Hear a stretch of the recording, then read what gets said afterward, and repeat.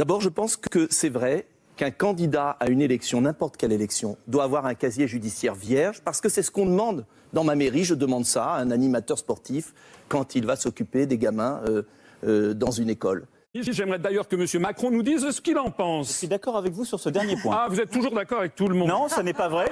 Depuis janvier, alors là c'est le régal, une campagne super, Fillon, voilà, il est en face de moi, que des histoires, et plus on fouille, plus on sent la corruption, plus on sent la triche, et à côté de ça, donc en plus c'est des bonhommes qui nous expliquent qu'il faut la rigueur, qu'il faut l'austérité, et eux-mêmes ils piquent dans les caisses publiques, donc il y a quand même un petit problème de ce côté-là. Là, après vous pourrez parler. Non, monsieur Fillon, vous pourrez parler après. Comme ça. Oui, d'accord. Oui. Vous discutez euros, francs, mais quand on est mal payé, que ce soit en francs ou en euros, eh ben on reste mal payé. Ensuite, il y a aussi Le Pen, hein, à côté. Alors, on va peut-être réagir aussi.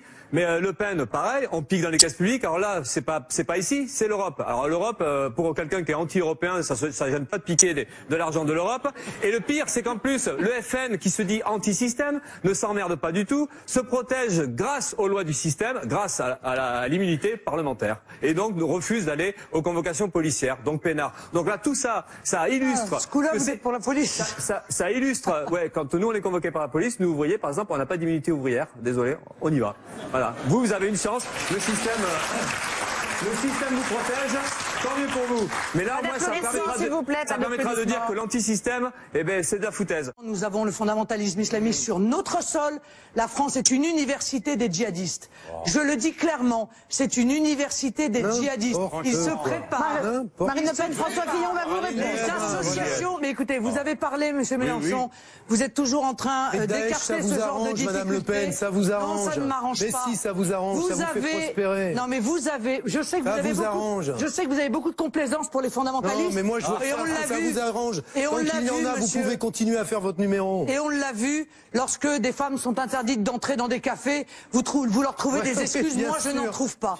Moi, je dis aux Français. Vous manifestez aux côtés des pires intégristes. Je dis aux Français. Vous et votre nièce.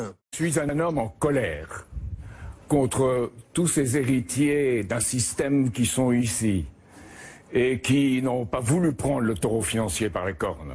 Chaque jour, plus d'un agriculteur se suicide, plus d'un travailleur indépendant se suicide. 25% de nos jeunes sont sans emploi.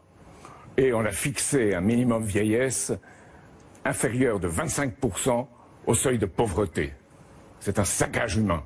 Monsieur Fillon, vous répondrez, Madame Le Pen. Ça fait 70 ans, Madame Le Pen. Monsieur Fillon, on ne se présente pas comme la nouveauté quand on ressort des vieilles badernes qui ont au moins 50 ans. Mais Merci. Madame Le Pen, vous ressortez... François Fillon. Madame Le Pen, vous ressortez, pardon de vous le dire, mais les mensonges qu'on entend depuis 40 ans et qu'on entendait dans la bouche de votre père. Je regrette de le dire. Allez-y, François Fillon. Merci. Qu'est-ce que c'est qu'un président exemplaire?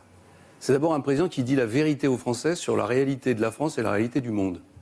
Un président exemplaire, c'est un président qui met en œuvre les engagements qu'il a pris devant le peuple, quelles que soient les difficultés. Un président exemplaire, c'est un président qui respecte son Premier ministre, et qui respecte le gouvernement et qui respecte l'équilibre des pouvoirs prévus par la Constitution. Un président exemplaire, c'est un président qui ne se sert pas des moyens de l'État pour affaiblir ses adversaires. Et un président exemplaire, enfin, c'est un président qui ne confie pas à des journalistes et des secrets défense. Et pour finir, un président exemplaire, c'est un président qui, au bout de 5 ans, peut dire qu'il a amélioré la situation et la vie des Français. Merci, des symboles religieux dans les mairies, c'est ça votre truc. Alors, n'est pas un symbole religieux. c'est la laïcité de Madame. Ça, c'est la laïcité chez vous. Non, ce sont nos traditions, monsieur Mélenchon. Je sais qu'elles vous dérangent. Je sais même qu'elles vous horripilent. Peut-être que j'ai une crèche chez moi. Sachez mais que c'est les chez moi, j'embête pas Français... tout le monde avec. Merci. C'est pas fini. Si.